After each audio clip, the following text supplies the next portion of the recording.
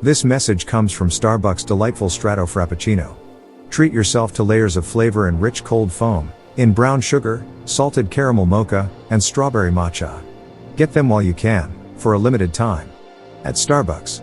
For the AI Report, I'm Artie Intel. And I'm Micheline Learning. Leading our broadcast is a major leap in neuro-symbolic AI systems. Researchers this week reported progress in hybrid models that blend the creative reasoning power of neural networks with the logical rigor of symbolic systems. This means AIs are getting better at not only recognizing data but explaining why they make decisions. Industry insiders say this is a critical step toward explainable AI at scale, something regulators and the public have been demanding for years.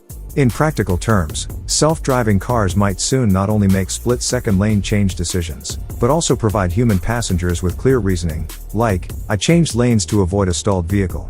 And in healthcare, these explainable systems could help doctors trust machine-recommended diagnoses by presenting not just an answer, but the chain of logic that got there.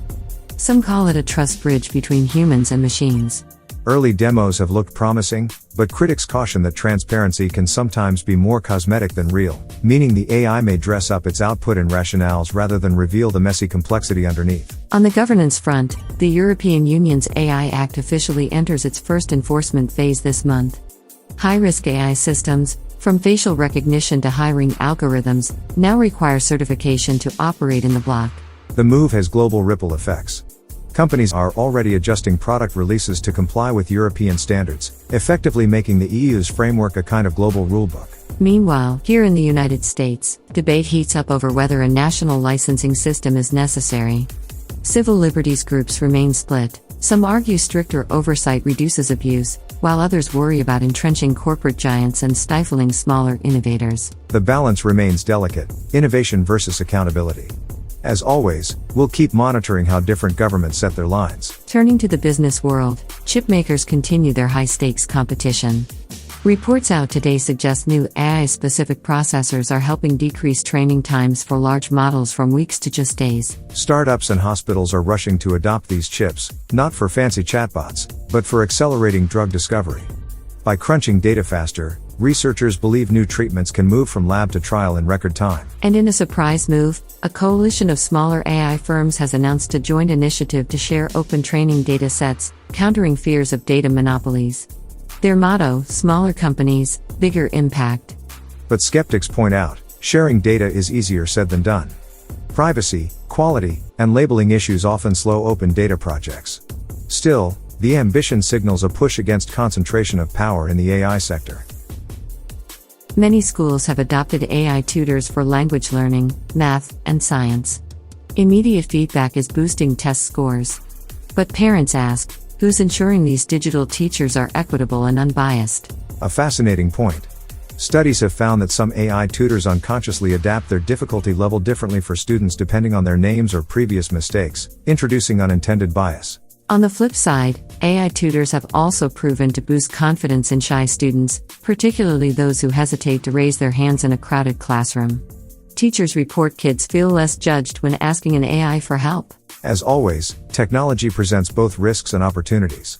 The challenge is striking a balance, so learners empower themselves, not just the system. In Asia, Japan unveiled its new digital elder care companions, specialized AI robots designed to reduce loneliness among aging citizens. Initial trials show elderly participants not only engage more, but also maintain sharper memory recall.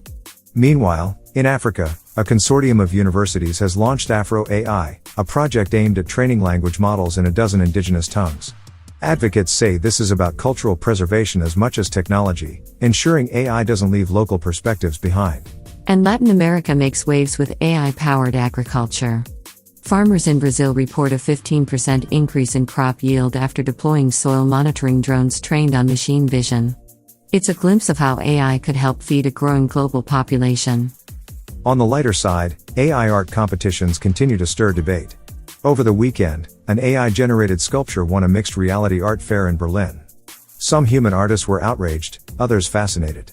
The audience? Divided, though long lines outside the exhibit suggest real curiosity. And speaking of imagination, a novelist from Toronto just released a book co-authored with his AI assistant. He provided the plot structure, the AI filled in descriptive passages, and together they produced what he calls a human-machine duet. Book critics are scratching their heads, asking, is this the birth of a new genre, or a gimmick best left behind? Time will tell.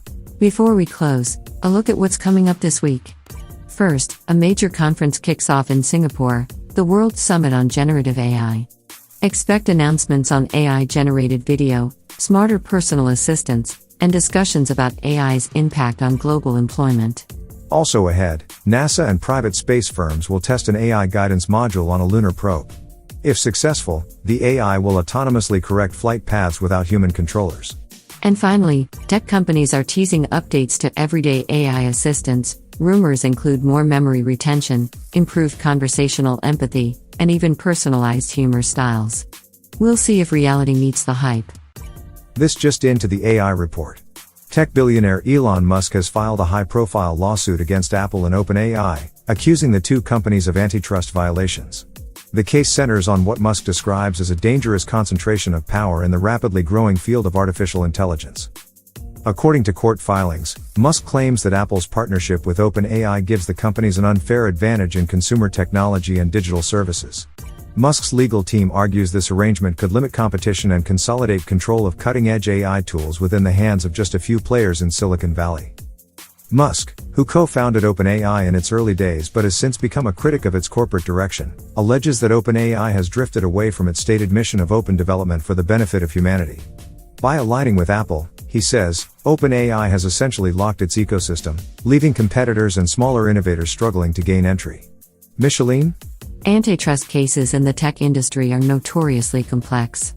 Musk's challenge will be to prove that the partnership isn't just dominant, but actively harmful to competition and consumers. Apple and OpenAI have not responded to requests for comment, but analysts predict both companies will strongly contest Musk's claims.